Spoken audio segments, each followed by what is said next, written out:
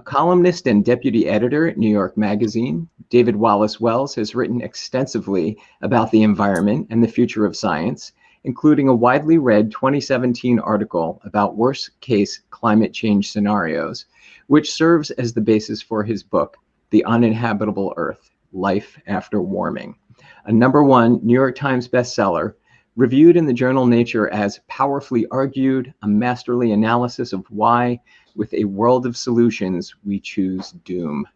The book has been called this generation's Silent Spring. David will be in conversation with Dr. Rachel Valletta, environmental scientist at the Franklin Institute and director of all climate change education and outreach programming there. Rachel and David, the screen is all yours. Fantastic. Thanks very much, Andy. And thanks to everyone at home for joining us this evening. David, it's a real pleasure to join you digitally today. And let's jump right in. As we were mentioning in our talk beforehand, you really came on my radar with quite a splash with the 2017 eponymous New York Magazine article. And I'm hoping that you can tell us a little bit about your journey, not just the impetus in putting together that 2017 article, but the journey since then to leading up to writing this longer format book. Absolutely. So thank you for having this conversation. Thanks everybody for listening. Thanks to the library for having me. It's great to be here, even at a distance. I came to this subject primarily out of fear. I was somebody who I'm a magazine journalist, general interest magazine journalist who had a sort of special interest in science in the near future and sort of kept an eye on the news from the academy as a result, but wasn't at all a kind of climate activist. I had never spent any time in my life preoccupied with climate change as much as I knew it was real and knew it was something to be concerned about. It also felt like one of many challenges we had to face. And as a lifelong New Yorker, I also felt like I lived outside of nature, and therefore it was something that was going to challenge and threaten primarily people living elsewhere on the planet. And while I was worried about their fates, it didn't feel intimate or immediate or personal to me. And that changed sort of gradually and then very suddenly in 2016. I just started seeing a lot more news from climate science, and that news was a lot scarier than I had seen it depicted in most mainstream publications, the New York Times, the Washington Post. When I watched cable news, it seemed like the news from science was painting a much, much bleaker picture than people like me who are pretty informed but not, neck deep in the research as you are, would have appreciated. And that then sort of accelerated with a particular week in the fall of that year when temperatures in the Arctic were, I think, 40 degrees warmer than they were supposed to be. And I knew enough about what's called runaway global warming, which is sort of what happened on Venus, we think, to worry that was happening here, that the planet might very quickly destabilize its climate. And I looked into that and quickly realized that was not the case. Nobody's worried about that. But I had been tripped into a kind of a running panic attack. And as a result, sort of fell headlong into deeper and deeper research into the science itself. And what I saw there in almost every particular scared me a lot more than I had been before, but also started to showcase this story of climate change as a much bigger, more all-encompassing and epic drama than I'd really appreciated before. I often say half of all the damage we've produced from the burning of fossil fuels in the history of humanity have come in the last 30 years. That's in my lifetime, which means my life contains the entire story of the destabilized planet. And now scientists say we have about 30 years to really take action. If we have a hope of meaningfully averting some of these truly scary scenarios, I'm likely to be alive for that whole story too. And so in the space of a single lifetime, we've really fundamentally changed the experience of life on this planet and everything about the future of humanity. How much that changes and how much we have to adapt, those are open questions, which we will be answering in the decades ahead. But just the sheer scale of that drama was really eye-opening and moving and terrifying to me. And I didn't see many other people in positions like mine, sort of general interest journalists, talking about climate change in those terms. They were often talked about it, report by report, and they were very cautious to not really explore all that deeply or all that explicitly this sort of scarier end of what was possible if we didn't take action, because they thought it was really important to emphasize the optimistic end of the spectrum. And as someone who was really woken up by fear, I thought that there was a big story to tell that was useful on its own terms as true, but also from a kind of an advocacy perspective, that there were probably people like me who were ready to be drawn into climate engagement through fear, but who hadn't seen the story told that way before. And so I wrote the story that you mentioned in 2017, which was focused explicitly on worst case scenarios. And it was a huge deal. It was for a while the most widely read story New York Magazine had ever published. It's no longer that, but it was for a while. And because it was so widely read, it sort of threw me into a series of conversations and debates with climate scientists, climate activists, climate journalists about, first, sort of briefly, it was about whether the science in the story was accurate, because it struck a lot of people as, people hadn't seen a lot of the science before. But we sort of quickly published a fully annotated version that I think basically answered that charge. And then a more protracted and I think more worthy conversation about whether it was responsible and then productive to talk about climate change in these terms, whether being an alarmist was useful or counterproductive. And I felt even more, having engaged in those conversations, that there was value to it. I thought a bit more about the history of environmental activism, what had worked in the past. I thought and read through the behavioral psychology about some of these questions.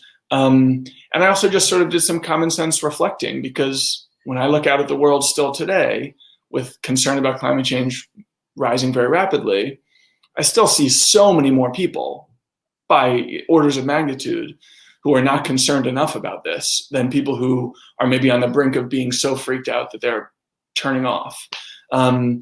And for all those reasons, I thought that I wanted to sort of extend the project that I had initiated in the book and be really clear about just how dramatic the transformations we're likely to see this century are, and just how fundamentally they're going to shape just about every aspect of human life on the planet. And that's, to me, ultimately the subject of the book, and I think something we haven't collectively started to really think about our process all that well, in part because we've been so focused on the science. We haven't done enough to really think about the implications beyond the science for what it would mean for the planet to change in these profound ways, what it would mean for our politics and our culture, our psychology, our relationship to nature and to history and all that. And I think that's sort of the second half of the book, or the final third or whatever. And I think that's ultimately a kind of more, original contribution to the conversation than even Sure. Even though the book has been processed primarily as a kind of work about the state of the science, which is quite alarming. Yeah, and I'd like to jump in there because on all accounts, it is very well cited. And I think that you certainly addressed some of those concerns perhaps that folks had of the 2017 piece initially. But I do completely agree with you that your unique contribution is that second portion of the book. What you do so eloquently in the book, I find, is making the numbers and making the hard science relatable to us, right? And I think that's something that we are challenged with as scientists, and perhaps one of the reasons that we've fallen into this pitfall of erring on the side of caution and only addressing optimistic scenarios. It's because we're not necessarily in the business of human storytelling. But as you say, you've utilized your platform quite successfully to do exactly that. So I do have to say that I commend you on that measure. I want to pick up on something that you mentioned in your response there, and you've spoken a lot about previously. And it's this idea of living outside nature. And so I don't want to, jump too deeply down a philosophical rabbit hole here. We could certainly be here all evening. But there's this dichotomy that you sort of seem to draw in the text. And I don't know if it truly reflects your belief on where humans fit within nature. Are we You suggest that we're surrounded by it or we are adjacent to it. Sometimes you even go so far as to suggest that the earth is an adversary and we need to go to war with it. But never going so far as to say that in addressing environmental issues, we're also sort of addressing our own issues, I suppose. So how do you sort of see that that dichotomy? Am I reading too much into it? Well, for me, it's really important, and I think that's, you know, it's a story. Really, what you're pointing to is the story of my own awakening, which is to say that for most of my life, I really did feel like I lived outside of nature, and that the natural world was, you know, present to a certain degree in my experience and the experience of most people living in the sort of modern West, but that it didn't define us or shape our lives in a profound way. It was like decoration. And that we had over centuries, especially in the West, risen up from a kind of complicated mutual codependency to a position of dominion over the natural world. We could extract prosperity from it and visit it on vacation, but that it wasn't really tied up in who we were or what our lives would be. And that's really how I felt about things until I started freaking out about climate change. And I think one of the major lessons of climate change, I think it's also one of the major lessons of the pandemic that we're living through now, is that, of course, we don't live outside the bounds of nature. We live subject to its whims, sometimes subject to its brutality. And we are living in, you know, that's not to say, I wouldn't describe that relationship as primarily adversarial, but it can be made that way if we behave in certain ways and take certain actions, which we have been doing now for, depending on how you want to count, a couple of centuries or a couple of decades, with, you know, producing so much carbon that the planet doesn't really know what to do with it. A sort of happier outcome would be one in which we fall into a more mutually beneficial, supportive, codependent relationship. And I think there's some reason to think that we are moving in that direction, but I worry that it's, you know, sort of too little too late to find a soft landing in a climate like the one that we become accustomed to as a species. You know, there was a paper just out yesterday projecting temperatures over the next 60 years up to 2070. And the headline finding was, you know, first of all, they looked back through history and found that humans have really only been comfortable living in a quite narrow, what they call climate niche. That there's a pretty narrow band of temperatures that we're comfortable living in. We've never really lived outside of those boundaries as a species. And by 2070, the headline finding was 3.5 billion humans will be living in places that are outside of that climate niche. Now, that requires a kind of high-end emissions trajectory, which is probably higher than we're likely to see. But even in a completely optimistic, we do the best that we can and keep warming to about 2 degrees scenario, still about 1.5 billion people would be living in places that, according to the history of humanity, are literally uninhabitable. And, you know, I think sometimes when we talk about these futures, we undersell how adaptive we are, how resilient we are as a species. I think we are both of those things, and we will find ways to live in a much more hostile planet. But 1.5 billion people is an enormous amount of people, and many of those areas are going to be really punishingly uncomfortable quite soon. And I think that that is, for me, the one of the really big picture, important, really big picture perspectives to assume, to try to wrap your head around if you can. Everything that we've ever known as a species is the result of climate conditions which we have already left behind. So the sort of evolution of the human animal, the development of rudimentary civilization and agriculture and modern civilization, everything we've ever known of ourselves as social creatures, political creatures, cultural creatures, all of that was produced by climate conditions which we've already left behind, and now we're living on functionally a different planet with different rules. And we're beginning to see what that is going to look like, but we're only just beginning.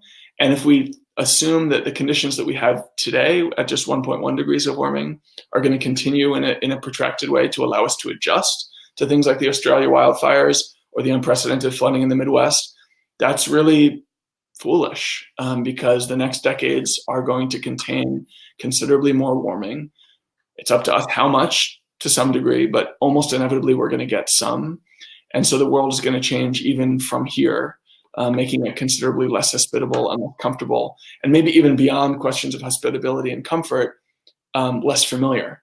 It's just going to be a different world, quite in a lot of ways, quite radically different from the one that produced the rise of humans in the first place.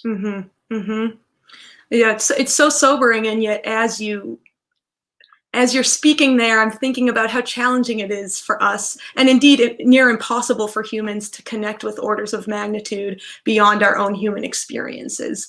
There's been an interesting research endeavor into this exactly. We can't understand the nanoscale. We can't understand geologic time.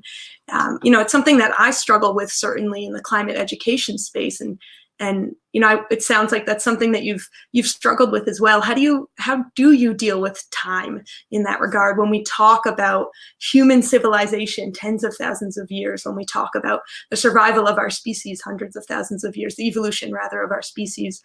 It seems so long, and yet in the blink of an eye we've made big changes. Even that seems, I guess, challenging to contextualize. So how do you deal with orders of magnitude and scaling in that regard? Well, the way that I think of that particular question is that we are living in a kind of a theological time. Say more. And that, that's a term that makes me uncomfortable. I don't like. I'm not like a believing person, and I think it can be a little grandiose to talk in those terms.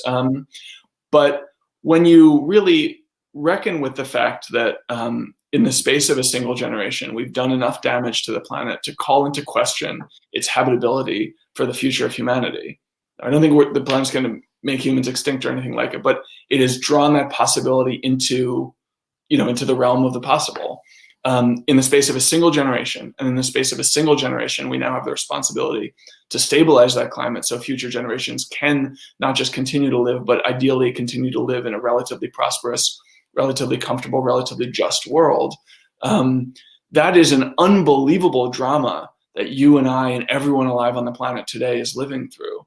And it's true that what is happening is that we are compressing what is typically in planetary history a process of millions of years and going through it in the space of a century or two. But you don't even really need to think of it in terms of millions of years. You just have to think of it as like, this is the all time that we're living through right now. This is a generation in which we are navigating a hinge point in the history of the species, and actions that we take today are going to determine not just the lives of our children and grandchildren, but to a certain degree, the lives of every human who ever lives ever again. So that sense of an eternal present, or everything that we've ever done as a species taking place right now, I think is, at least that's how I see my way through the complications of timescale. And I also think it's, to get back to something I was talking about a little bit about before, it's one aspect of how I see this story as a just grand, epic, historical narrative, in addition to being a tragedy and an outrage, and a scientific puzzle and a technological puzzle and a political puzzle. In addition to all of that, it's just such a big story that we're living through. And each of us, not just as observers, but because we are political actors, as protagonists, which I think is ultimately, despite this sort of bleak and terrifying world depicted in a lot of my book, ultimately it's a kind of an empowering message, because all of the things that we're talking about being scared of, all of the climate outcomes we're talking about really being scared of, hundreds of millions of climate refugees, hundreds of millions of people dying from air pollution, the end of Arctic and Antarctic ice sheets, which could ultimately bring 250 feet of sea level rise, and all the rest of the scary things coming down the line. All of those things are only happening and will only happen if we choose to make them happen. We are writing that story. We are at the moment continuing to choose to write a really bleak story. But while there are huge political and social obstacles to it, we can also theoretically write a different story. And, feeling like protagonists in that decision-making process is a really empowering, eye-opening, exhilarating experience. And, ultimately, that's what I say whenever people come to me and ask questions like yours, or maybe even more to the point, like, what can I do? This problem seems so big. Whenever the more I read, the more overwhelmed I am. I mean, it is obviously overwhelming, but it's also, that feeling of being overwhelmed is in a certain way a call to action. Right. And, I've felt that myself as a writer. I'm not temperamentally someone who is an activist or a joiner. I still feel weird playing even that role to a hybrid degree. But I also think that this crisis is too big a challenge for us to depend solely on the people who are temperamentally activists. Yes. We need a lot more people like me who, in an ideal world, wouldn't have anything to do with this fight.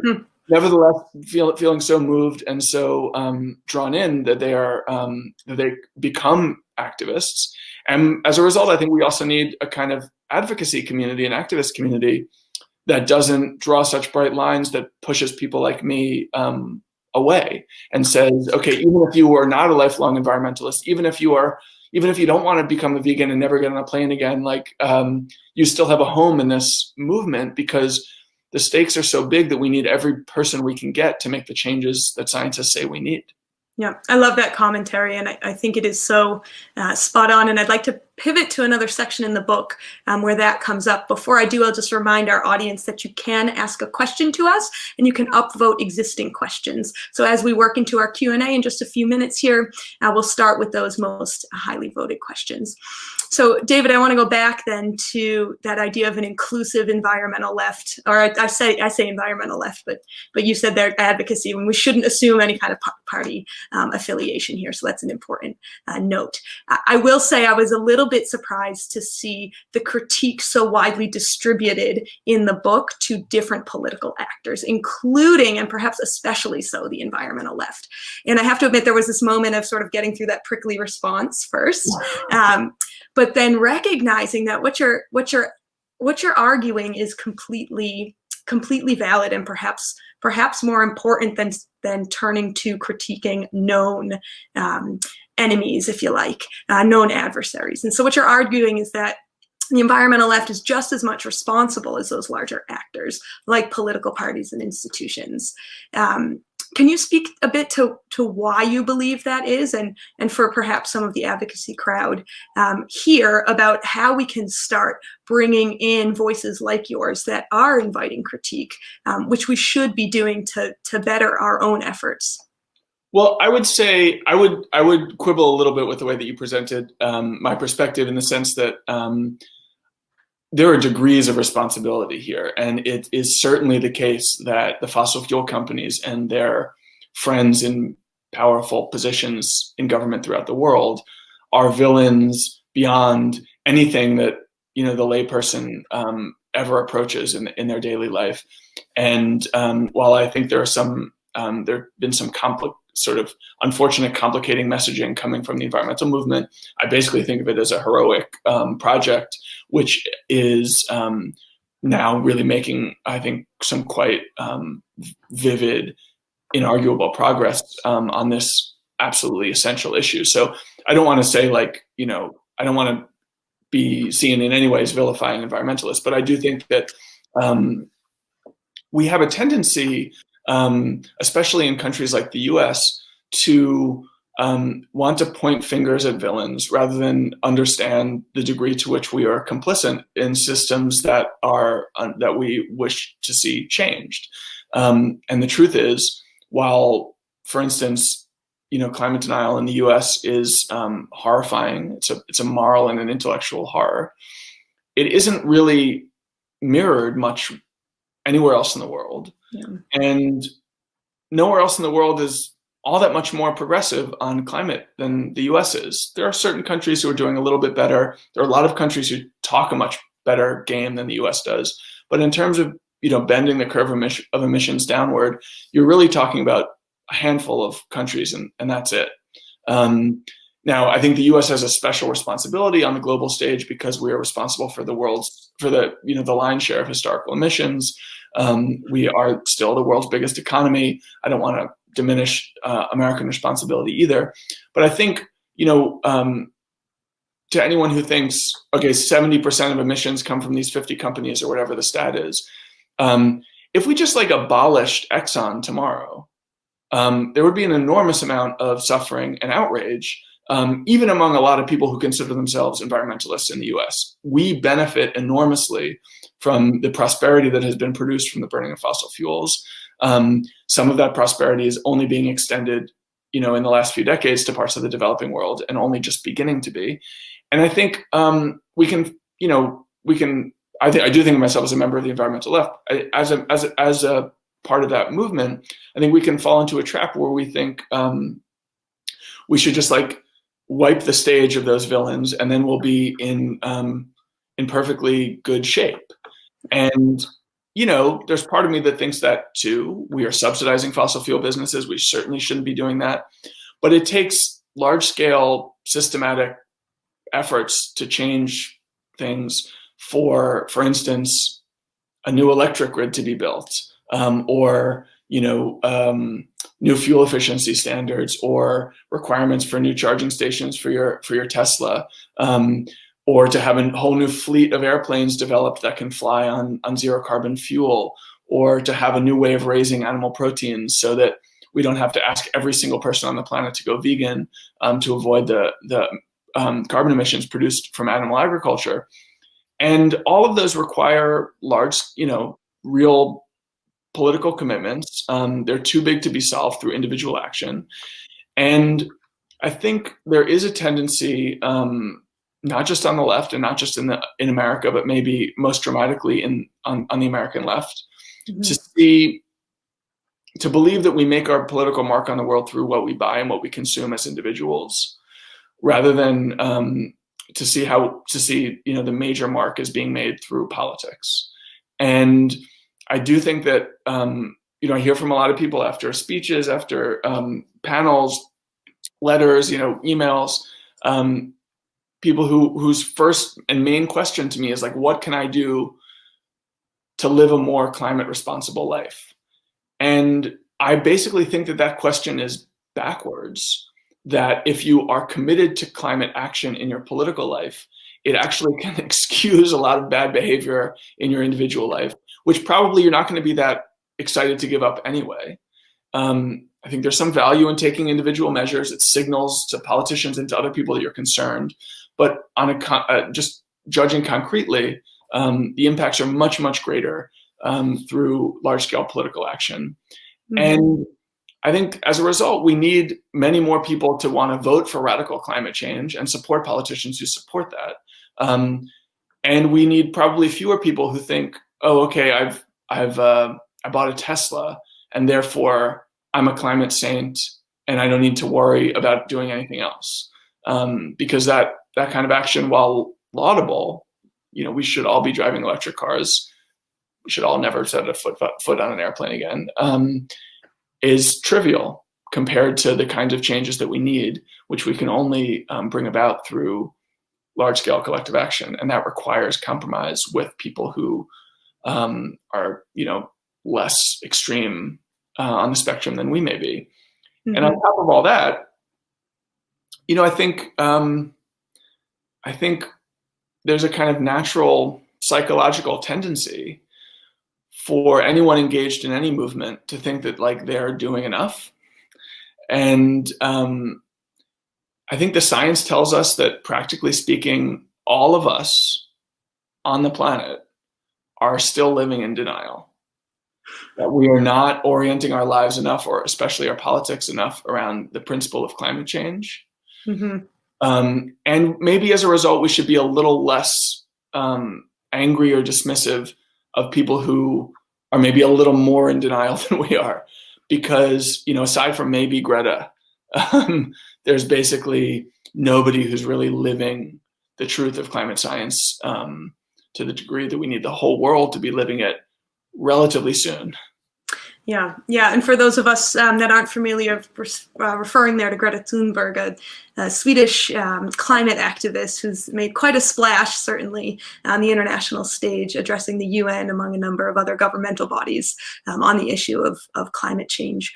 So that brings us to just about 30 minutes here. So I'm going to transfer over and take some of our audience questions. And I'll start with the one that has the most votes. Says, David, I apologize, I haven't read the book. So if you've answered this question, apologies. The major population centers of China and India, over 2 billion people, are coming online using fossil fuels. These societies will drive most carbon emissions over the next decades. How do you see these societies engaging in climate change amelioration? Well, it's a really important point. It's another bit of the kind of American narcissism that we often think that the whole story is being written by the Republican Party here. And the truth is that what happens in Beijing, really primarily, but to a lesser extent, what happens in India and sub-Saharan Africa over the course of the rest of the century is going to determine the story much more profoundly than what happens in the US or Western Europe. In general, I would say that China is a real mixed bag.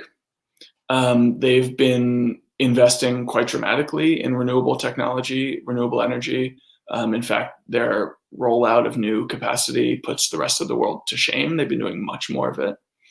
But they've also continued to expand their coal-fired power and have a kind of mixed record on environmental regulations generally, such that they often roll back whatever protections they've put into place whenever they need a kind of an economic stimulus.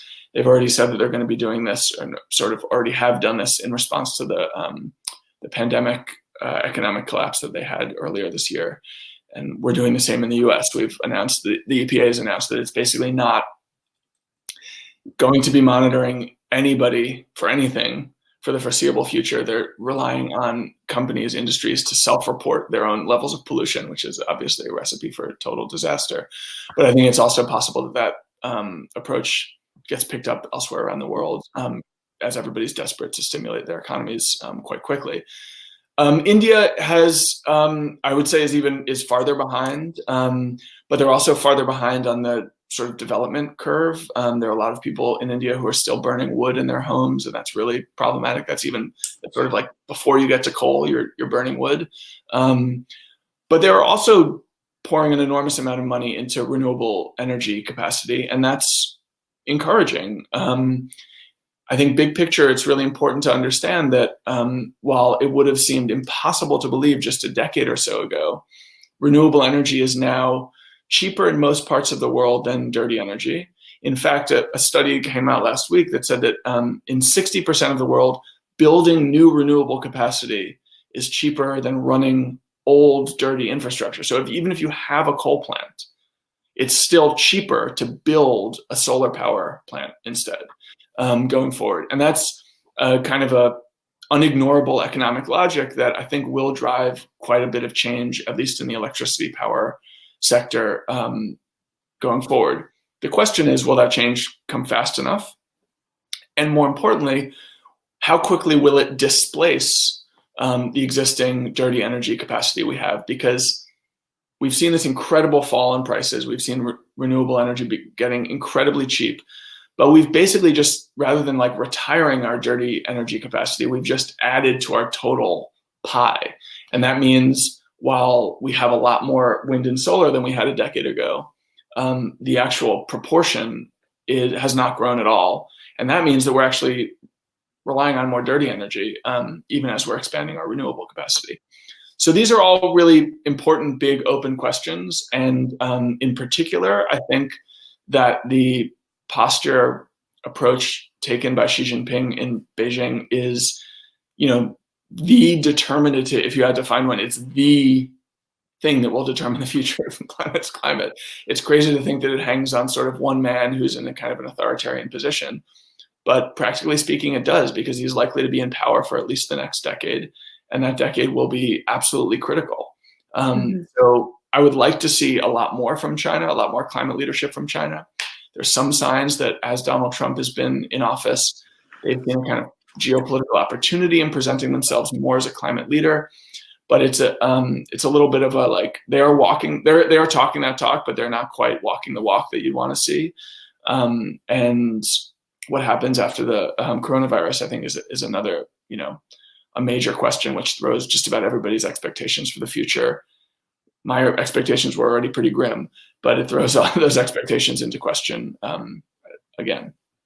Yeah, underscoring all of the unknowns there, and certainly in the abdication of U.S. leadership on the international stage, we've seen that growth of China into that space. So yet another unknown is how U.S. politics will affect that gameplay moving forward. And that brings us actually nicely to the next question I'd like to point out, and it's one, David, that you and I spoke about briefly before we began tonight. This question is from Justin. I worry very much that our systems of government are not set up for radical, unified change. However, the sudden, expansive response to COVID-19, as inefficient as it has been, gives me hope. How can we build from this moment while at the same time conditions make traditional forms of massive public protest nearly impossible?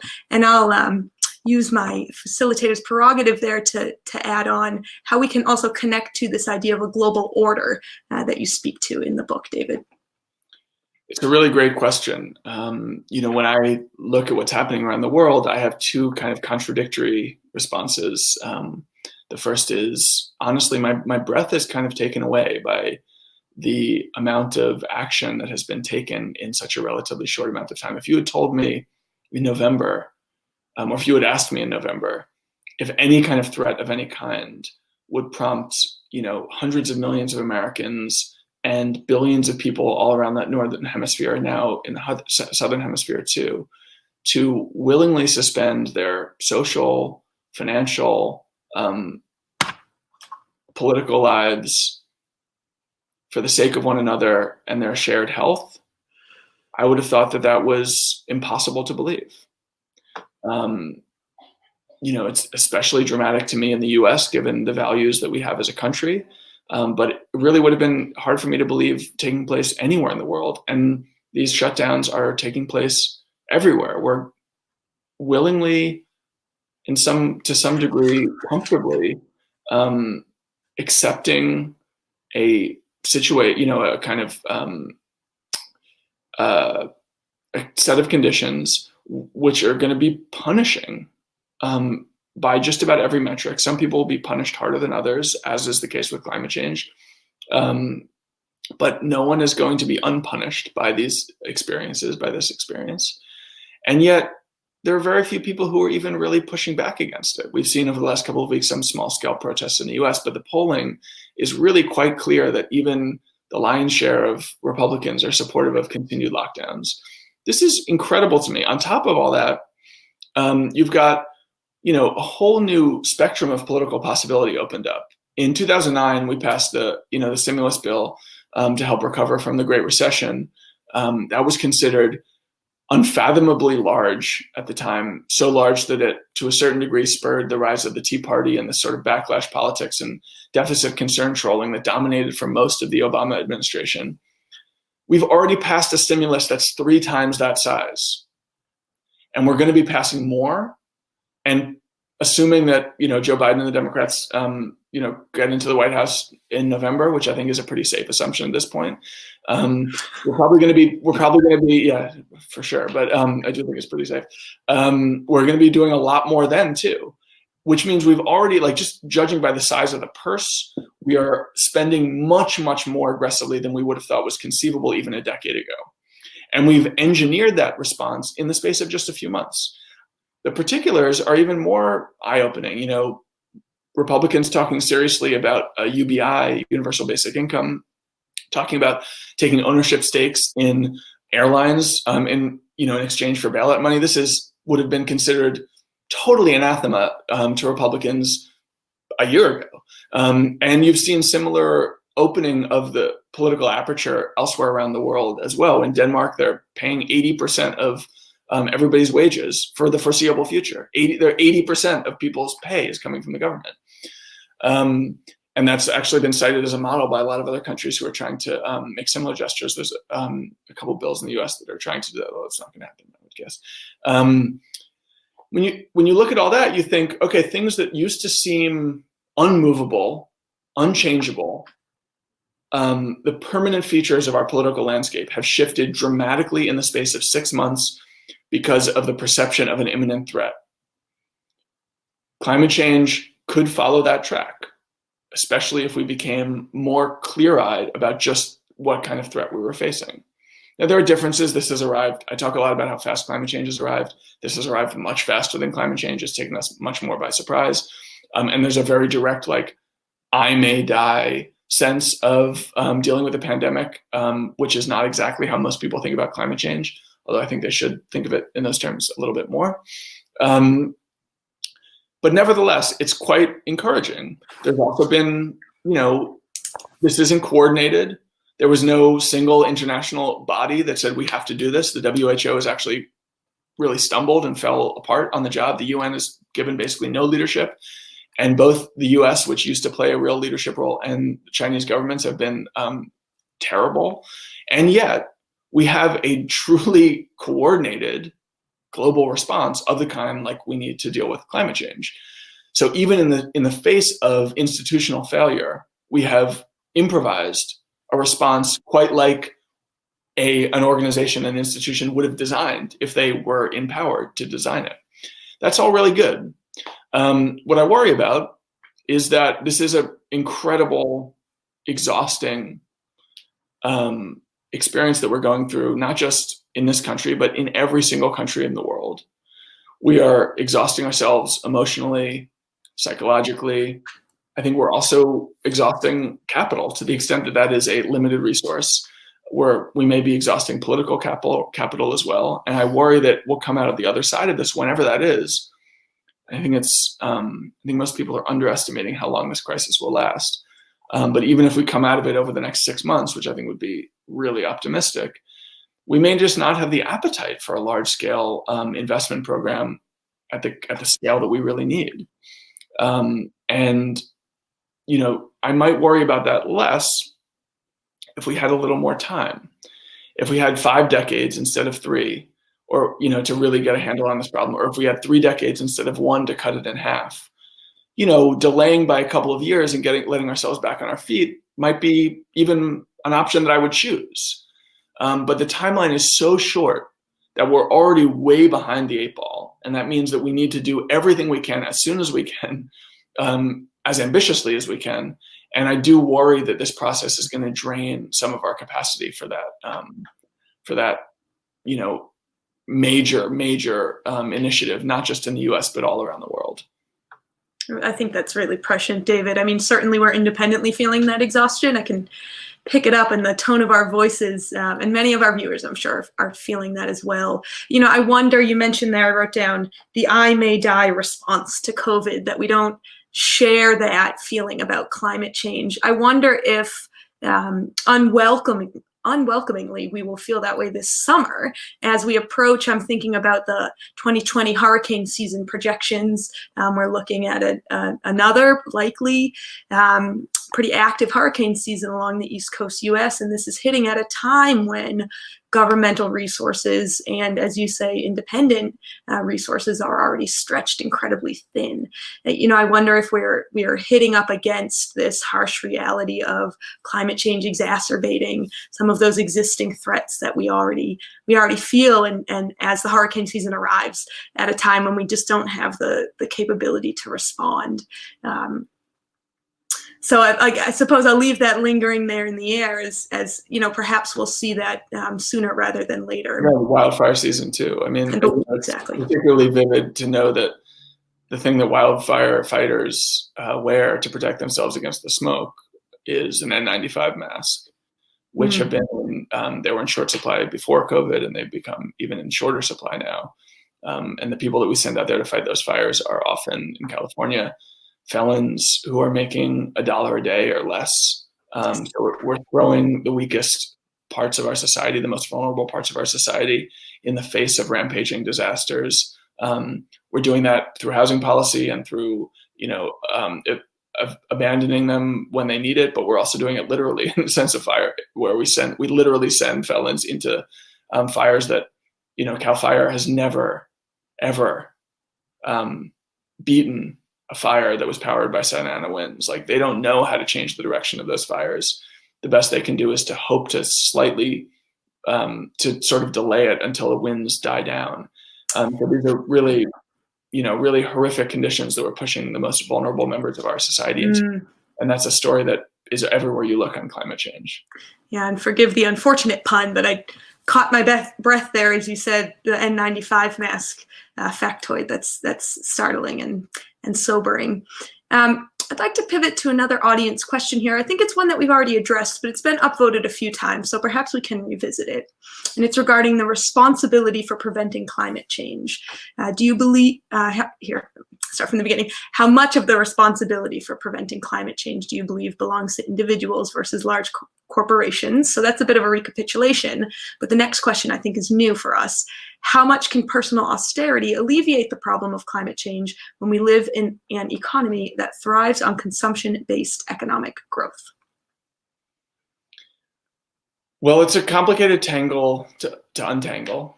I think that we're seeing now with COVID an illustration of the limits of personal austerity. The estimates this year are that carbon emissions are going to decline by something like 5 to 8%. There's a bit of a range of estimates. Mm-hmm. Those are unprecedented declines, but they are insufficient to even get us to where we need to be in 2030 to have a reasonable chance of avoiding 2 degrees of warming, which is considered the threshold of catastrophe.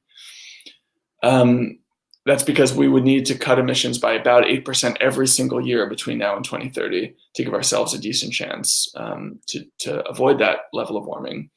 And that means we would basically need a pandemic level reduction in personal consumption, personal travel, et cetera, in order to produce the level of carbon emissions reductions that we need. And I think that means that we need to do it some other way. And I think it has been a sort of sobering illustration of the limits of what some on the environmental left have called for, a kind of degrowth approach to dealing with climate change, in the sense that we've essentially shut down our economy. In fact, most of the economies of the world have functionally cut their production by at least 20%, and in some cases considerably more. And we still haven't made that much of an impact on our carbon emissions. So if we have a hope of solving this problem simply through reducing our production and consumption, we're going to have to be reducing them quite dramatically in ways that I think would be a lot more painful than most of us would sign up for. And that means that, what we need to do is to change the systems that produce those emissions and produce that prosperity for us. And luckily, that's not, taken one by one, it's not that hard. We already talked about how the price differentials of renewable energy make it a really attractive replacement for dirty energy. Building a new electric grid would allow us to save 2/3 of the power that we put into it, because today 2/3 of the power that goes into the electric grid is wasted. We already know how to raise animal proteins in a way that turn them from cattle sources into carbon sinks through regenerative agriculture and that sort of thing. We have these tools at hand. We just don't use them. We haven't put them into place. But even the large-scale systematic changes that we need to make, we know how to make them. Some of them are going to be a little more expensive than others, and in some cases we could use some technological innovation to bring those prices down. But it's not like a mystery, with the possible exception of air travel, which I think we do need to figure out a kind of major breakthrough for. But I think that, given all that, and given above all that in order to stabilize the world's climate at any temperature level, we need not to just reduce emissions, we need to cut them all the way to zero.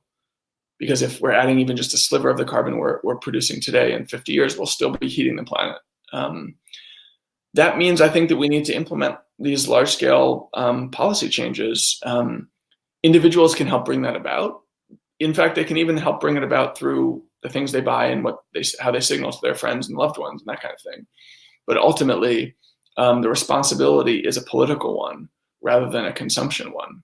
And that is to prioritize climate change in your voting, to hold the people who are in office to account, to hold them to the promises they made while campaigning, and urge them to make more aggressive pledges and then hold them to those. And I do think that we are seeing quite dramatic movement there. You know, when I turned in the manuscript of my book in September of 2018, we had never heard of Greta Thunberg. We had never heard of the school strikes. We had never heard of Extinction Rebellion. AOC hadn't been elected to Congress. The Green New Deal was like the name of Jill Stein's climate platform. And, you know, now we've been through, just to take the US as an example, we've been through a primary process in which every candidate was competing with the next one to try to be more ambitious on climate. We ended up with the candidate that the climate movement considers impossibly retrograde, Joe Biden. The Sunrise Movement gave him an F on their climate report card. And yet he is many times more ambitious than Hillary Clinton was on climate. And she was many times more ambitious than Barack Obama ever was campaigning. So we're seeing really and this is from the candidate who the climate movement considered like an impossible lost cause. And he's now got, you know, Jay Inslee working with him. So I think we're seeing quite rapid movement politically. We see it in the public opinion polls too. And we see it all around the world, with England declaring a climate emergency, committing to getting to zero carbon by 2050. The governments of Denmark and Finland and Norway saying they're going to do it by 2035 or 2030, which is so fast, I don't even think it's possible, but they're saying they want to do it. So we're seeing an incredible amount of political momentum about this really just over the last year and a half, which is great. The problem is we actually need a lot more movement even than that, because the ambitions, even as stated by these countries, by these leaders in the US, are insufficient as far as science is concerned. But that is one reason why I find that movement so encouraging, because it shows things that were unthinkable 2 years ago are now sort of political centrism. And that means that things that now seem completely impossible to imagine could, in just 2 or 3 years' time, be totally centrist, middle of the road policies as well. We need that kind of acceleration, but I think the recent past tells us that it is possible, maybe even probable, that we get there. And that's sort of inspirational, working towards what the IPCC calls transformational change. And it's nice to hear it sort of all wrapped up like that. And again, your elegant usage of time being contracted there, reflecting on the Joe Biden, Hillary Clinton, Obama transition there, I think is so sage. So thank you for that. I'd like to pivot. This is just sort of a little factoid question, and I can jump in to help if you'd like. So where are the emissions coming from if economies around the world have shut down, resulting in only a 5 to 8% reduction? Well, industry hasn't gone totally quiet. A lot of the action in China actually throughout the shutdown was industrial. We're still flying a lot of planes. That's not a huge share of global emissions. It's, depending on how you count, somewhere between 2 and 5%. But we basically haven't cut the number of flights that we're flying at all, even though the number of passengers has fallen dramatically. And a lot of other processes like the running of transportation systems, infrastructure, all of that stuff can't just be turned off like a light. But actually, I don't know.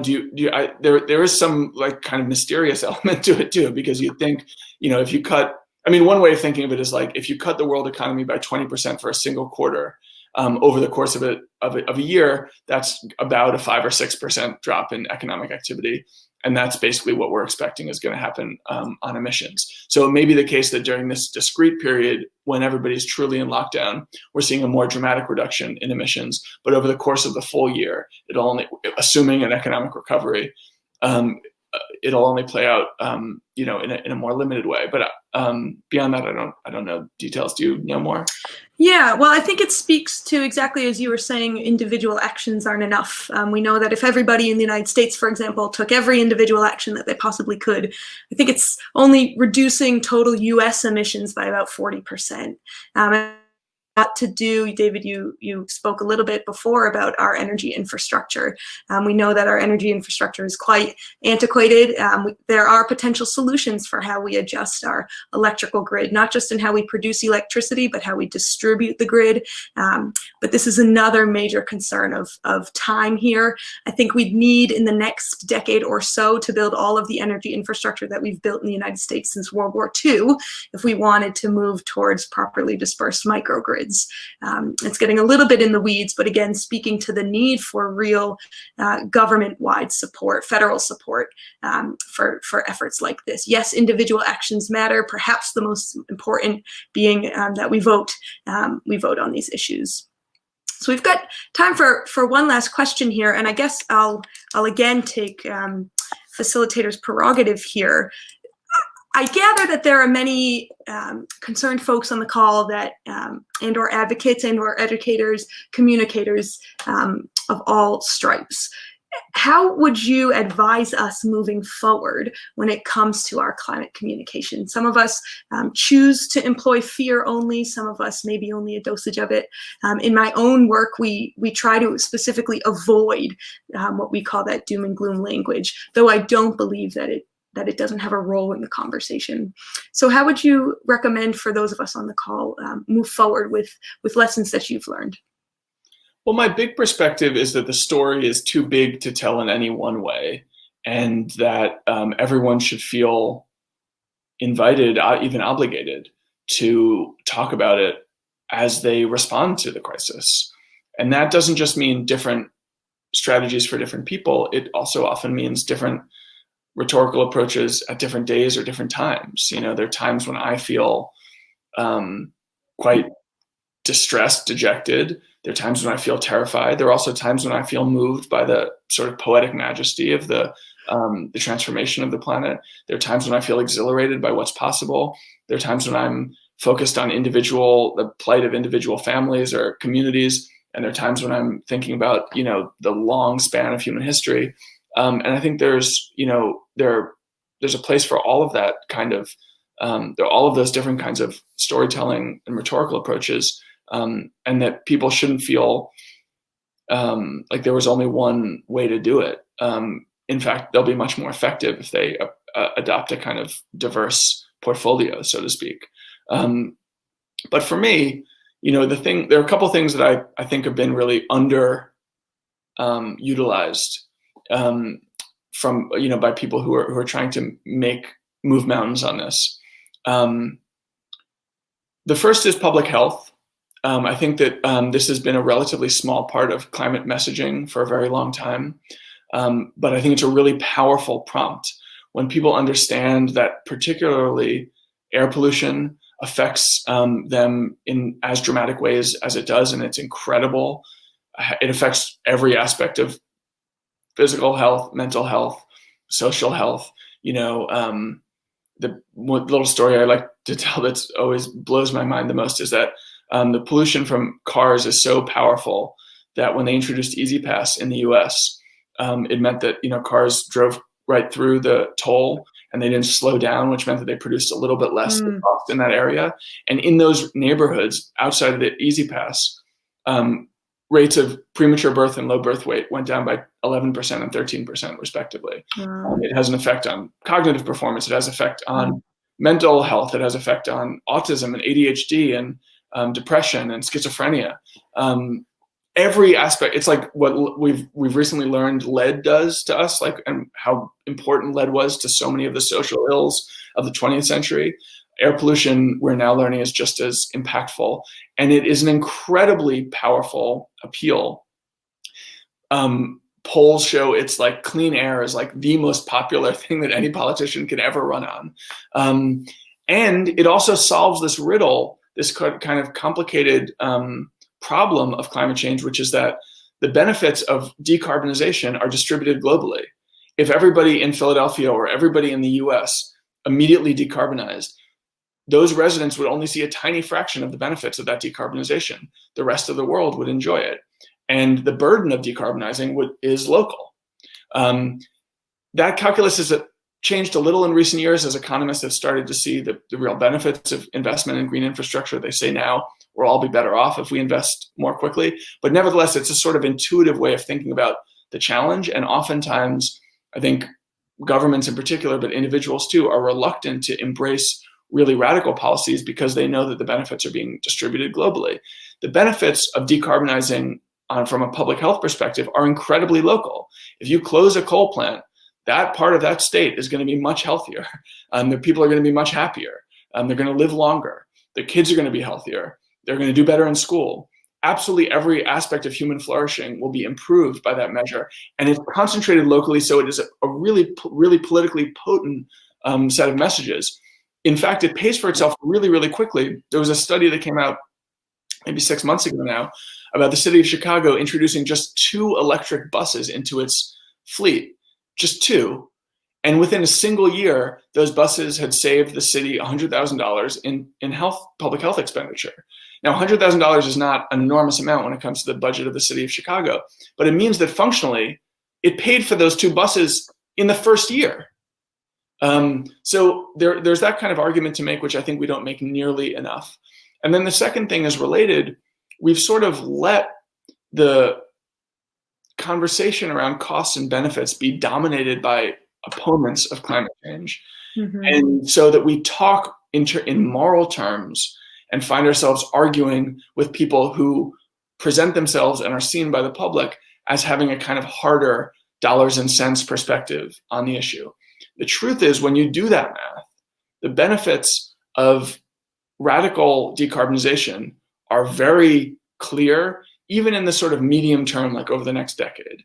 And I think that we need to start thinking about, we kind of need to reclaim that that perspective, or that high ground isn't the right word because it's not exactly high, but we need to be able to use that tool in our argumentation too, so that we're not just saying we have to do this because of the better angels of our nature. We can say, even if you accept the premises that we need to have this pay for itself and have this be beneficial in the kind of GDP measurable way, in fact, the argument is just as strong using that logic than using the kind of moral humanitarian one, which you and I might feel more compelled by. There are people who feel differently, and ideally we can persuade those people too. Yeah, thank you, David. So just to recap there, the top 2 takeaways, leaning into health effects, particularly air pollution you mentioned, and those financial benefits of going green, shall we say. So thank you for a rich discussion, and I think that we'll invite back Andy from the Free Library now. Yes, thank you both so much for the discussion. It was much more hopeful than I had anticipated, honestly. So to our viewers at home, be sure to follow us on Crowdcast and visit us online at freelibrary.org/author events to access our digital archives and updated event schedule. Thanks again. Keep reading. Have a good night. David, Rachel, thanks so much for your time. Thanks to all of you. All right. Thanks, everyone. Care.